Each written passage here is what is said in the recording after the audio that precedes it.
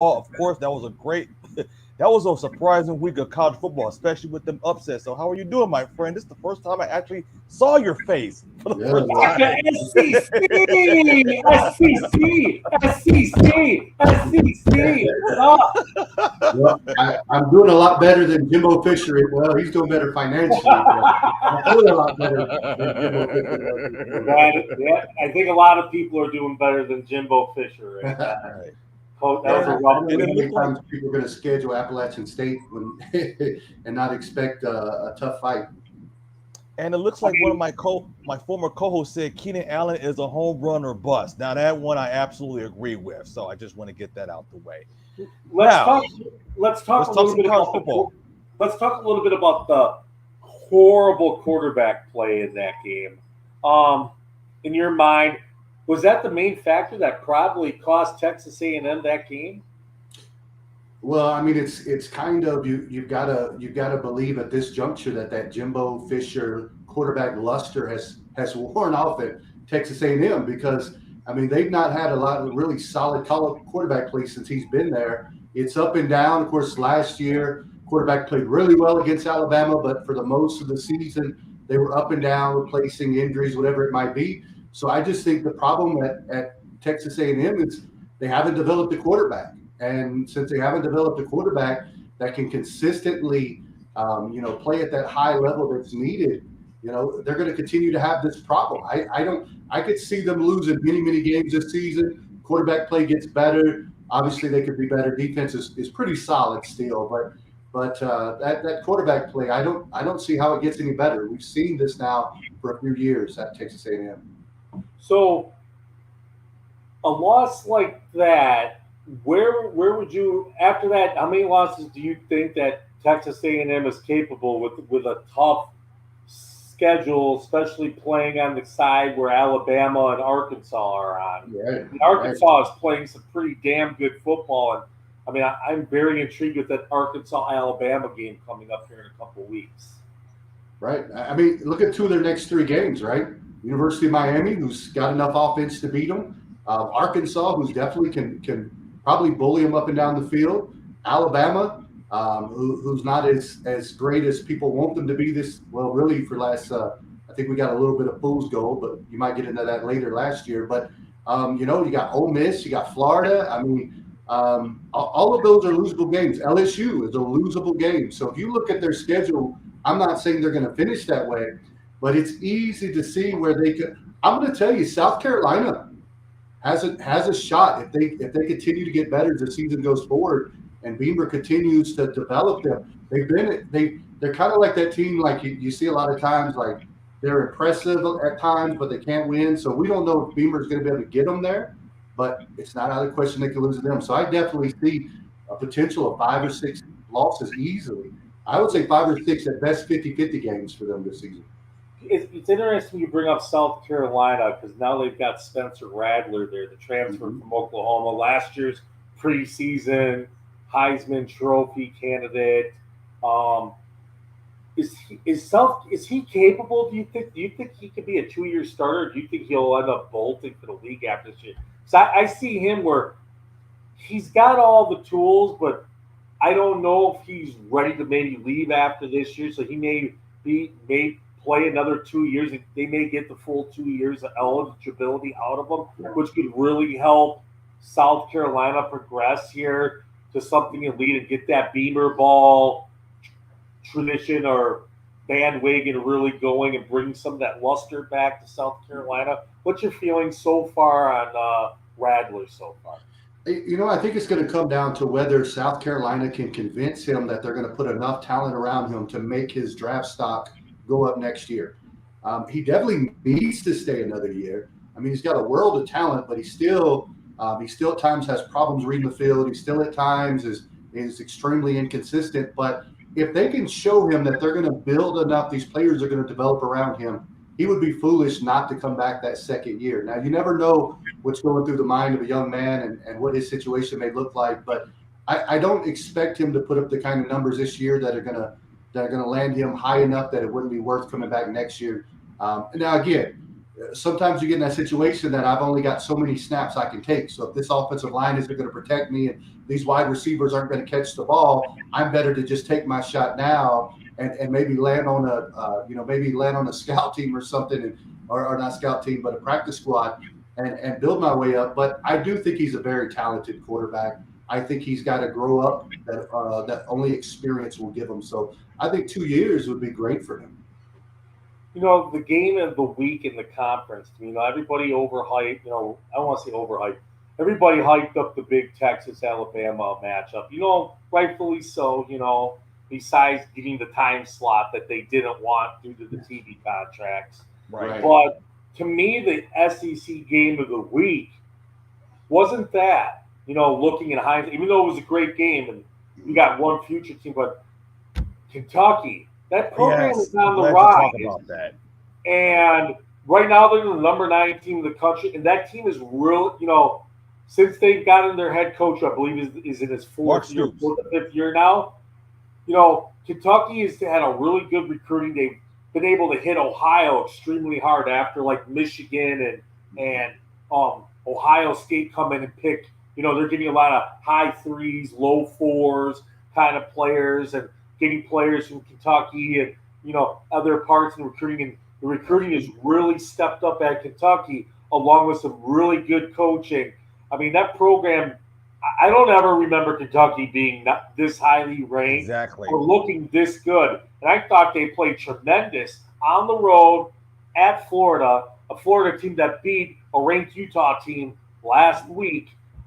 How good is this Kentucky team? I mean, do they got a shot here, of doing some real damage here, or are we talking 8-4, or can we see something higher as the season goes on? Well, I think if you look at what Mark Stoops has done at Kentucky, I think the over-under every year now is about 8 games. Like, can they go over that 8 games? Can they get under that 8 games? They're always extremely competitive. They've had a couple seasons there where they even had a wide receiver play quarterback pretty much the whole season, their best player, play quarterback, and still managed to be competitive, And so I think what he's built there is pretty phenomenal. I think it's I don't want to get Kentucky fans mad at me, but it's not going to get a lot better than it is right now, because they're going to be a powerhouse to be a contestant for that number 2 spot almost every year. I don't think they're going to catch a Georgia. That talent gap is always going to be there. But here's the thing about a team like Kentucky. They can kind of become a team like Auburn, right? That like if they get a Cam Newton transfer all of a sudden, like this team is built up enough around. If they get the right guy at the right position at the right time, they can make a 1-year run. They're not going to consistently beat Georgia, but they are going to consistently compete with Florida, which used to not be a thing. Like I remember when years and years and years and years went by before that was ever going to be a game again. They obviously, I think, are ahead of most teams in the SEC East right now. And I think they should feel pretty good, because Mark Stoops is a lot like Sam Pittman. I think that what makes Sam Pittman's situation so sweet is Sam Pittman loves being at the University of Arkansas. I think you would really have to bring something special to pull Mark Stoops away from Kentucky. I think he feels the same way about that fan base. Maybe not the head basketball coach after the little tip they had this year when he referred to it as a basketball school, but I think it's really impressive. And I think the most impressive thing about Kentucky, their best player has not played yet. Their running back has been suspended. And so when he makes that return, this guy is a projected high first, second round draft pick. This is a guy that can make a difference. So they're going to be able to run and grind the football against some teams. They're going to be able to control the clock against some teams. And I think they're going to be really, really good at the end of the season. Speaking of Stoops and Sam Pittman, I think they've done tremendous jobs, because Arkansas was about as bad as you can get near the end of the Bielema era. Yes, you're kind of playing with some of those recruits that Bielema had, but systems and players kind of have to mesh, and that system that Beamer had, that they ran just didn't mesh at Arkansas. That's more of a Big Ten type of system now, which is becoming pretty successful at Illinois lately. And will Arkansas and Kentucky be able to keep those 2 guys? I think there's some of the best coaches in the country. I mean, we know the SEC has money, but when you get a school that has more money or a little bit more prestige on the level of an alert, kind of like, Brian Kelly leaving Notre Dame because he's thinking, well, I'm never going to be able to win this thing. So I'm going to go to LSU and get a Southern accent and try to think that I can win it all. And maybe I'll turn as purple as I can the jersey. What's your feelings? Are those two capable of staying for a long time, or are we going to see a move eventually? I think Stoops could be pulled away with the right circumstances, the right team, the right situation. I don't think he's looking to go anywhere. But I do think that the right situation, it might be able to get him. Sam Pittman, I think that Kirby Smart could retire today and Georgia could offer Sam Pittman the job, and I don't think he would take it. Like, he is the most Arkansas Razorback guy that there has ever been, and he loves that fan base. He's all about the big hogs up front. He's all about blue-collar football. I mean, this guy is a perfect fit at the University of Arkansas, and I really truthfully believe there's not a program in the country that could pull Sam Pittman away from the University of Arkansas. I've never seen a coach love where he is as much as Sam Pittman loves being at Arkansas, and they took a gamble on him for that reason. To go from an offensive line coach with no offensive coordinator, no play calling, none of that, and to put him as the guy to run your program. They knew what Sam Pittman was made of because of his time at Arkansas beforehand, and they obviously did a great job at Georgia. I can tell you, I interviewed some of the players, some of the recruits that Pittman signed right before he left, and they were heartbroken.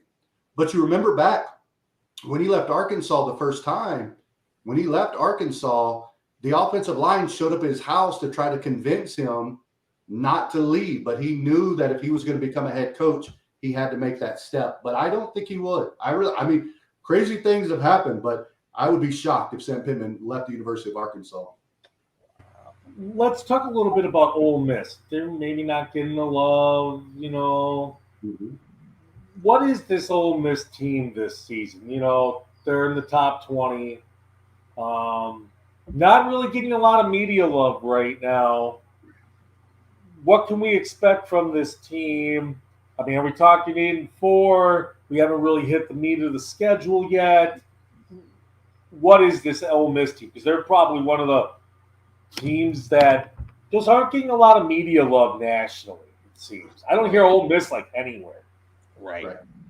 Yeah, I think the problem is with Lane Kiffin, do you ever really know what you're going to get with Lane Kiffin? I mean, there's the good and the bad, right? Like, Lane Kiffin's the same guy that took a running back at Alabama, turned him into a Heisman candidate at quarterback and did really well.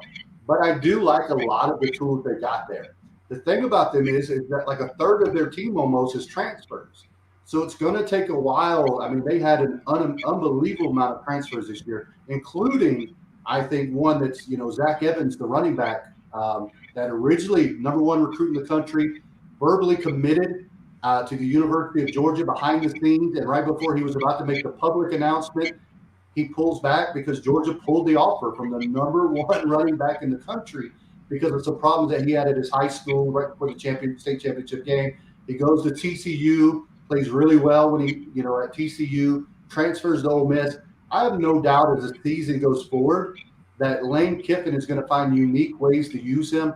The question for them overall is going to be how quickly can these transfers really begin. I mean, you saw even last week, or last press conference, he wanted to transfer to Ole Miss type T-shirt during the thing. He's really relying on that at Ole Miss, and it's going to just be a matter with transfers, how quickly they pan out. I think they're going to be a good football team, but I still think that Arkansas is ahead of them. I think that other teams, they're right there in that third spot, though, to really compete with anybody and possibly move up further. But I think they're definitely probably kind of locked in at number 3 right now, in my mind. Anyway. Let's talk about a team that usually gets a lot of hype, but so far this year, is a little bit under the radar, and they probably have one of the biggest games in the conference this weekend, even though it's a non-conference game. Let's talk about Auburn this weekend. Auburn, Penn State. I mean, to me, that's like one of the games of the week. You got Penn State, a team with a so-so quarterback, a team that probably did not deserve to beat Purdue but did. Offensive line's a little lacking. Has one of the top running back recruits in the country. The passing core is a little weak. The defense is pretty good. We know a little bit about Penn State. What do we know about Auburn? I mean, I know the point spread's around 3 points in this game, give or take, depending where That's close. you're looking at the books. What is Auburn? Because, I mean, they're just off the radar and have not got any publicity. I mean, this game could kind of really shoot them up or shoot them down. Have you checked that? Is that line still at 3? Last I saw, but that could have changed since. Well, I think I might take some money out of savings and go put that down on Penn State because I'm not a big fan of Auburn, of what they have, what they're producing, and I mean the game last week, a perfect example. Struggling with a team that they should have been able to put away pretty easily in past years. I'm just not a big believer in really anything that Auburn is producing. I like a few of their players individually, but I really don't like many of their positions overall. I think they're in for a very long year. I think that they're very fortunate that they pulled Missouri out of the East because this is going to be a potentially long season for them. I wish I could really tell you usually I say, well, I don't really like the offensive line, but I like what they have. I don't like a whole lot about Auburn at all. I don't. And James Franklin in this matchup, I'll take James Franklin every time in this matchup against Auburn's coach. And I did check the line. Penn State is favored by 3, and the total is 48. So just want to let you know about that. Yeah, I'm gonna leave that 48 alone, but I'm gonna go after that 3. I'm not gonna put a lot down, but I might put it down this year. It's kind of iffy. Let me bring up this last Saturday's Alabama-Texas game. Because, even though Texas lost, Texas won. Because it's kind of vindicated Mr. 5-7, as I like to call him, Steve Sarkisian. and maybe he does have something going. But it does look like Bama is on a down year. Not as quite as much offensive talent. The offensive line definitely not as good at Alabama this year as Bryce Young was running for his life a lot. How much of that is due to scheme play because of Sarkisian knowing a lot of the intricacies of Alabama? Who knows, being a former assistant there. How good is this Alabama team? I mean, you have 2 premier pass rushers in the current Heisman Trophy winner. I mean, can they run the table on their side of the SEC before playing that powerhouse in Georgia right now? Because, I mean, I have to admit, I can't see that team beating Georgia right now. It's almost like they put the B team out there Saturday against Samford. Well, I tell you, if the thing about it is, if it was one game, I would look at this Alabama team and I would say it happens. It don't happen much to Nick Saban, but it happens, right? But if you actually look at Alabama last year, this was Alabama's team most of last year. I mean, they almost lost several games. I mean, you talk about the Florida game, you talk about the Auburn game, you talk about the LSU game, they lost to Texas A&M, eventually lost to Georgia. What the fool's gold, I think, is that Alabama caught Georgia in the SEC championship with the flu and guys throwing up everywhere and really kind of peaked at the right time to get into that place. They weren't Alabama last year, right? We weren't used to seeing all of those close games. I think it was like 5 games that were decided within just they had to come back against a really bad Auburn team on the last drive to win, kind of like this Texas game this week. LSU, I mean, how bad were they against LSU? They just got hot at the right time. When you got as much talent as Alabama does, sure, you can run that schedule, but they have some very big problems I don't see going away. Number one, you mentioned it. That offensive line is not very good.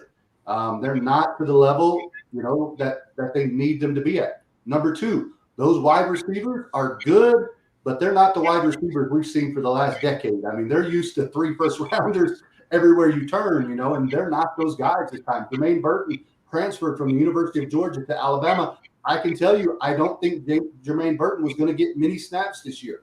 Who Georgia had ahead of him were better than him. He's a guy that can take the top off of it. Yes, he's a guy that can make big plays.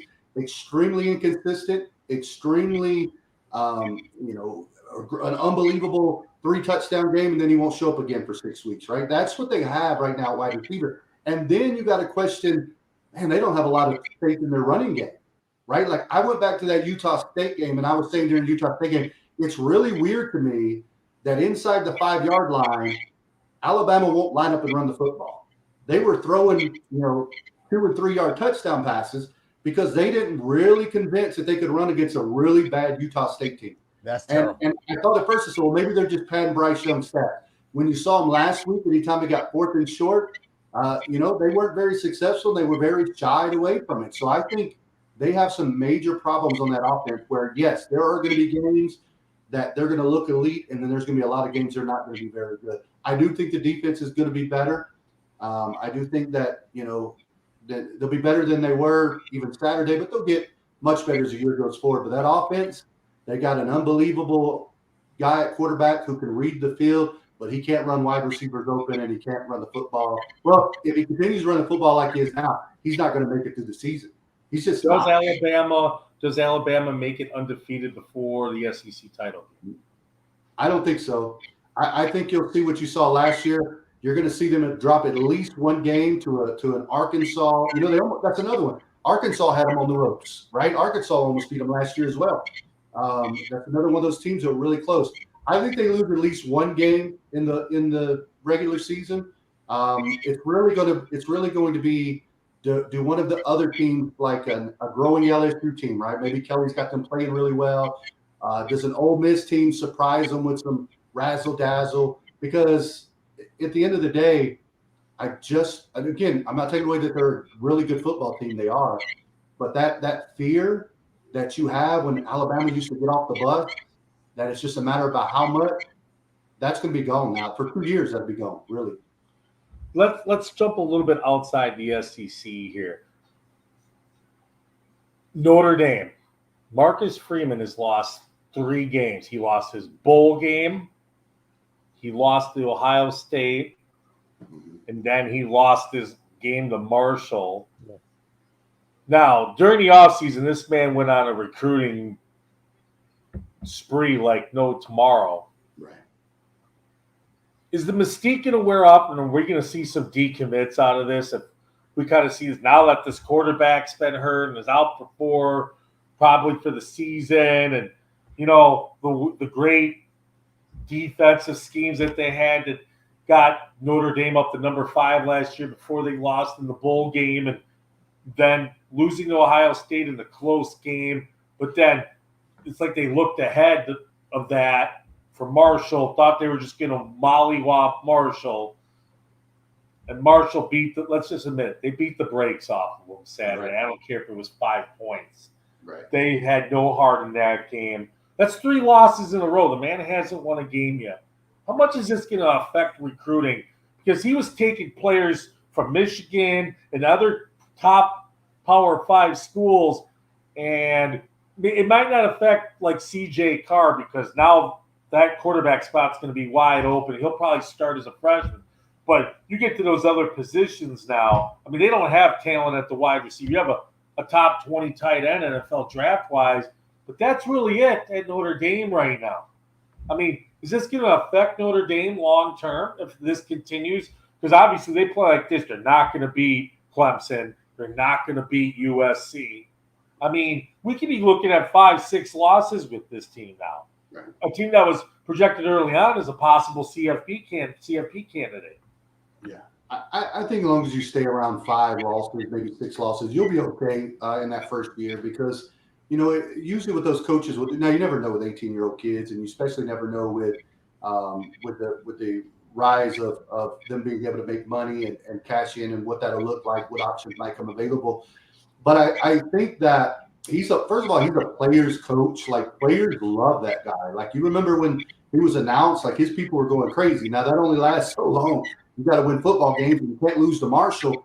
But I think he's okay as long as he only loses 4, 5, 6 games. I think he's okay in recruiting because he's going to build that up. That hey, Kelly left us bare, but you're going to come in. You're going to be the change. Now, next year, if that happens, I think you've got a big problem. Like this could be a huge setback. But I'm really cheering for this guy because I think that number one, he's not a D-bag. I don't know what our rating is on the show. He's not a D-bag. Yeah, we gotta keep it Christ-like. Gotta keep it Christ-like. You go ahead. We're we're cool with it. Go ahead. Okay, he's not gonna be a D-bag like Kelly. So you like him, so that's a good thing, right? So like he doesn't turn purple. They're trying to fake a Southern accent, as you said, or I guess they're in Indiana, so that wouldn't fly anyway. But I think he's genuine, and I think that people are seeing that at Notre Dame because Kelly never was seen as genuine. He never was seen as authentic. He always seemed to be a guy to a lot of people with that, that he just didn't have that connectability that they have now. And so I'm cheering for him. I hope he does well. But you're right. There's losses you take, and then there's Marshall. And so he better hope that Marshall runs the table, and that won't look as bad going forward, Right. But it's everybody nervous. I'll tell you this: the streaming of We Are Marshall definitely went up on Netflix. That movie. That's a question I want. Go ahead. Yep. So let's talk Big Ten here. Scott Frost. Mm-hmm. He probably had one of the best 3-9 teams in the country last year. Tons of losses. Lost to Oklahoma close. Lost to Michigan close. A lot of those losses were close. This year, the expectations were high. Got a new transfer quarterback who was really good last year in Texas. You lose to Northwestern in Ireland. Okay. Then last week, you lose to Georgia and Southern at home. That's it. Gone. Yeah. Now, you got to think to yourself like you knew it was coming. But you don't think they could have held off for another 3 weeks till October 1st and saved themselves $7.5 million? I mean, was it that bad that you paid this guy $7.5 million more? I mean, the season's already shot, but you couldn't wait 3.5 more weeks to reduce that buyout from $15 million to $7.5 million. I mean,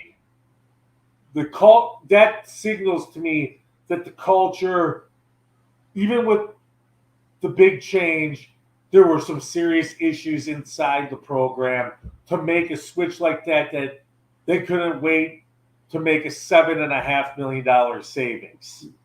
Okay? Yeah. That's 1/4 of your Big Ten television revenue that you just shot out the window by you not being able to wait 3.5 weeks.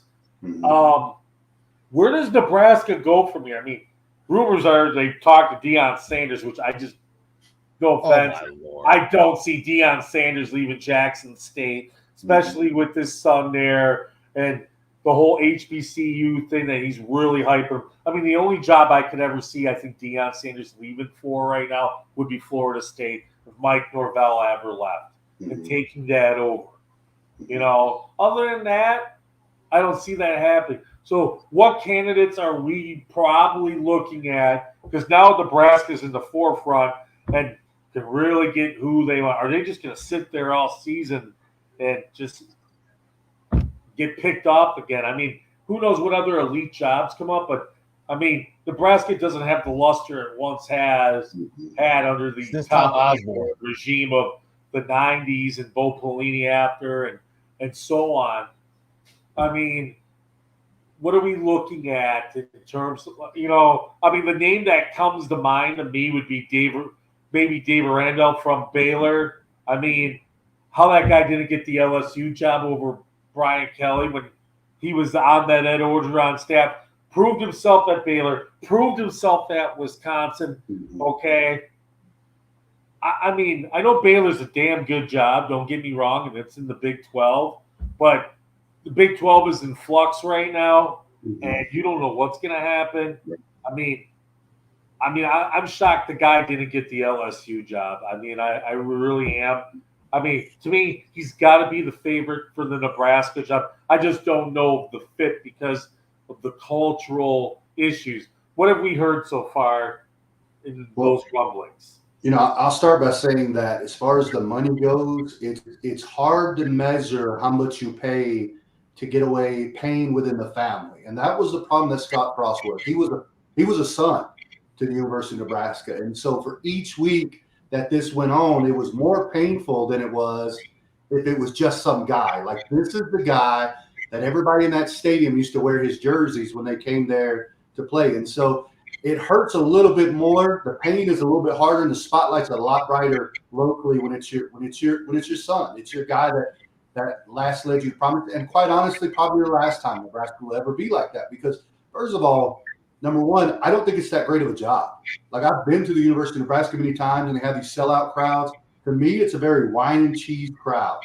And I'll be honest with you, like, we have to look at the cultural reality of how many non-white people really want to go there to play in big numbers from the big city. Like, it's the reality, right? Like, it's the truth. I've been there. A lot of corn. Yeah, you Hey, have nothing wrong with corn. It's a lot of protein, though. Hey, a lot of steak. Hey, protein. There's a lot of steak out there. Omaha steaks. A lot of corn. That's all I ever seen. I go through is a lot of corn. But hey, nothing wrong with corn. but I like the University of Nebraska, but I think they have to be realistic about who they are. Correct. And they're in a situation right now. They're not like, it's different at Alabama. Like, yes, Alabama went down for a while, but it's different at the University of Alabama because they opened the bank and gave facilities that nobody else could compete with except for Oregon at the time. They did all of these things that nobody else was doing, and they went and got Nick Saban, and they did. I don't think you can bring somebody to Nebraska like that. So I think you have to find somebody that is either, like you said, that has been passed over, like we're talking about, or somebody that is looking for a stepping stone. And Nebraska fans don't want to hear that, but they are now that type of job. And until something changes, unless there's a Sam Pittman out there that can fall in love with Nebraska, I don't see it happen. I think a guy that if they were to open the books, if I was them, that I would look at, especially when you talk about SEC, I think the one we talked about earlier, Mark Stoops, is a guy that maybe, if you go to him, he's shown that he can recruit in places that aren't normally easy to recruit in. He's proven that time and time again. But I think outside of him, maybe you take a look at a coordinator. I just don't know. I think if you go to Baylor first and you take a truck down there and you open the thing, and maybe this assistant coach is the first black head coach at the University of Nebraska in the history of the school. So that's a step forward at least. But man, it's going to be hard to get kids from Atlanta to want to go to Omaha. It's going to be hard. It's a tough job. You got to find a guy with a system and an ability to recruit. It's almost like a Stanford now to me. It's like a place that's going to be harder to recruit to. You got to recruit certain type of players that want to go there. Speaking of coaching and talent and stepping stones, College Game Day this week is in Boone, North Carolina this week at Appalachian State, which also has one of the most beautiful college baseball settings I've ever seen. And speaking of all that coaching, the Sun Belt doing some damage last week, and tearing Appalachian State. You got some talent, Troy, Appalachian State, and some other schools. I just think the Sun Belt is just doing some serious work right now, and I think some of those coaches, especially the coach at Appalachian State, he's got his men prepared every week. Penn State, they beat them 2 years ago, in a close game. Penn State wasn't ranked, but it was close at Penn State. I mean, they ran the ball over them. Texas A&M now nobody's going to think about Michigan, thank God, for a while. Texas A&M finally kind of, even though Appalachian State was 1AA back then, but still, so I think that's real interesting. Real quick, because I know we got a short amount of time. Right. Who's your top four teams right now? If we were going to do the college football playoff right now, who's the top four? on your. Oh man, that's a tough one. I would say, like, as far as my, are we talking about who I think will make it, or who are my four? Right Like, now, as of week 3, let's if say I have you on ESPN right now, and it's the Dr. SEC college football playoff. Congratulations, you're the selection committee. It's just you. All the other guys, we shipped them No off to AP. Dr. Pepper land. Mhm. Okay, they're in the Dr. Pepper factory drinking Dr. Pepper right now. It's just you. Yeah, Who's your right. top 4? Well, I think number one for me is obvious. It's University of Georgia. I think that first of all, just what they have at tight end, like they really have 4 NFL high draft picks at tight end on their team right now. They're really if Stetson Bennett stays healthy and he seems to be playing much smarter, like he's throwing the ball away instead of being the gunslinger all the time. And I think Georgia's a clear number 1 right there right now. Hey, it gets real tough after that. I mean, like I guess I would go with Ohio State because if you got to bet this early, you want to bet on a great quarterback. And I think that Stroud's a great quarterback. I don't know.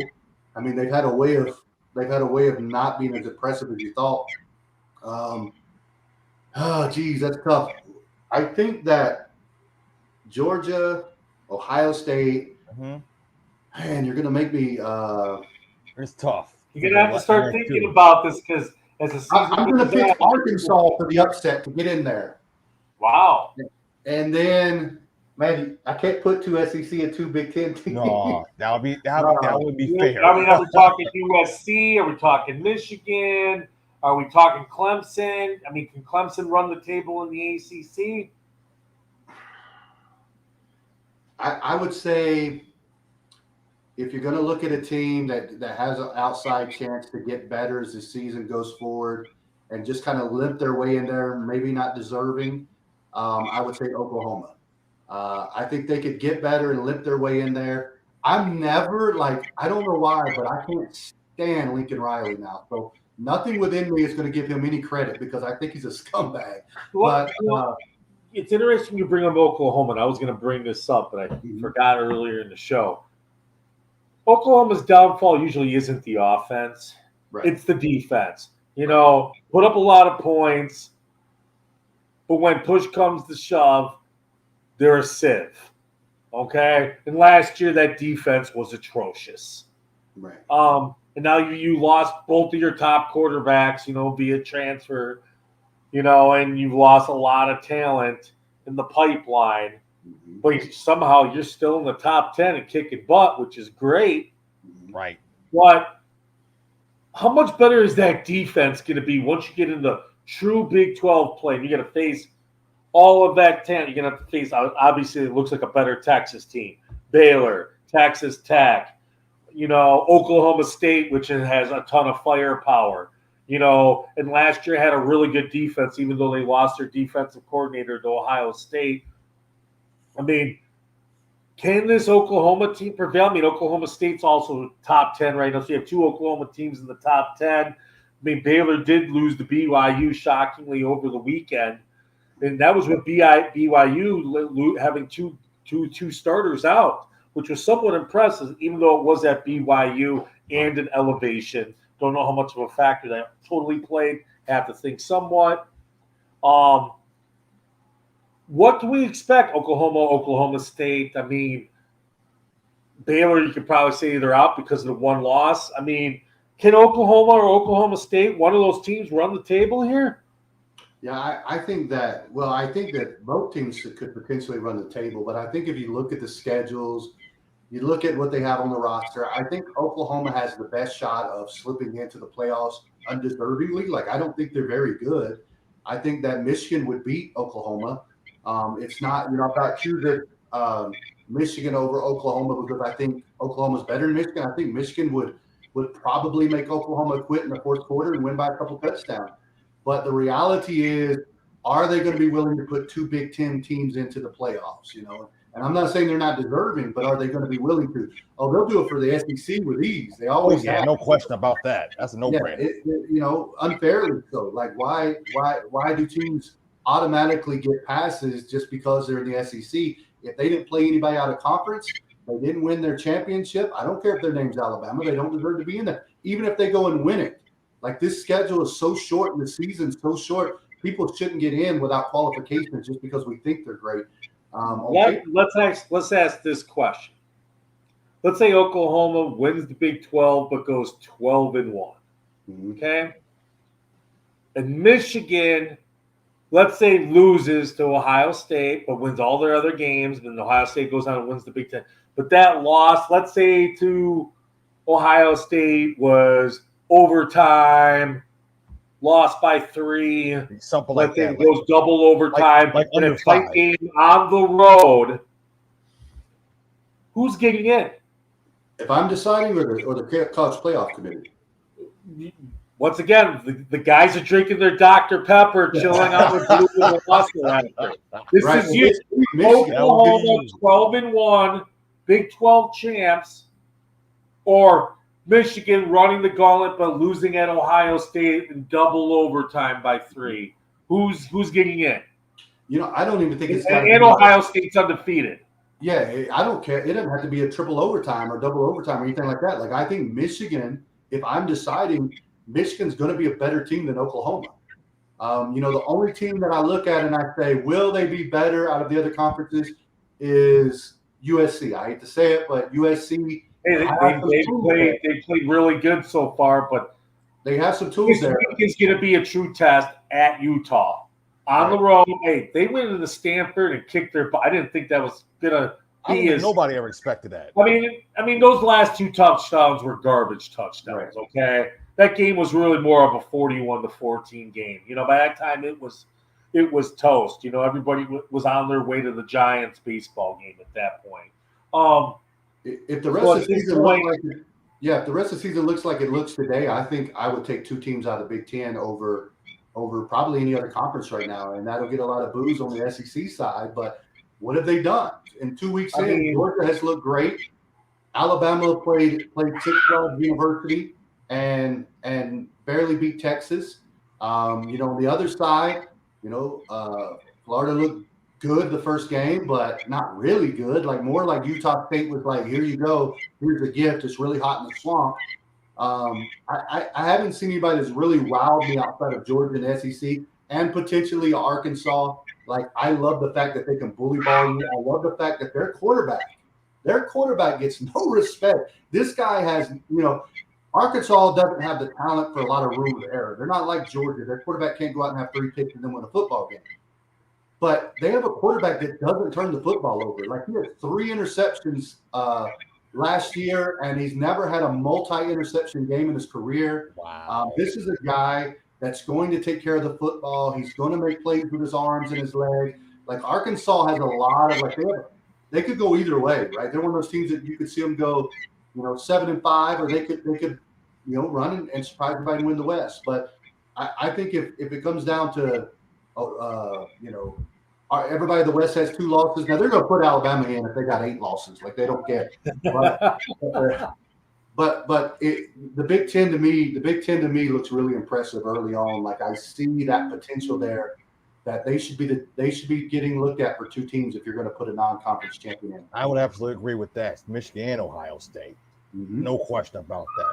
Well, and I think there's depth from there. Like, there's not a lot of – it's kind of like the SEC usually has 2 really elite teams, and then they got some really good teams. And I think the Big is like that now. I think they got a lot of really competitive football teams that are going to be tough outs for whoever's following them. Their records may not be off the chart, but they got some tough guys up there. And they got some great coaches in that league. So I think that they need to be looked at. Now, where can my listeners find you on social media for those that are listening on the audio feed?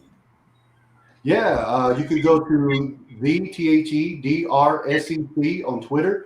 Or you can go to your Roku, your Amazon, your Apple TV and type in Dr. SEC TV network or just Dr. SEC, and it'll come up. And you can follow us on there as well. All right. Thank you so very much. It was a great pleasure talking to you. Please come back again soon. Hey, anytime. I enjoyed it, guys. Thank you for having me. SEC. But anyway, it was a – yeah.